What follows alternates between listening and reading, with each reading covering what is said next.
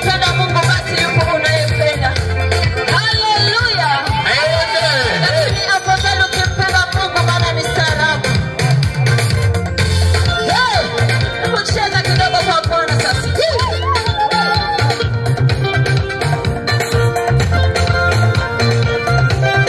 Kama unatamani kucheza muziki wa Yesu na wewe ukasogea mahali hapa tutamchezea kwa pamoja. Maana muziki ni bure. Haleluya. Unakaribishwa kucheza muziki wa Yesu maana ni bure. Hakuna kulipia.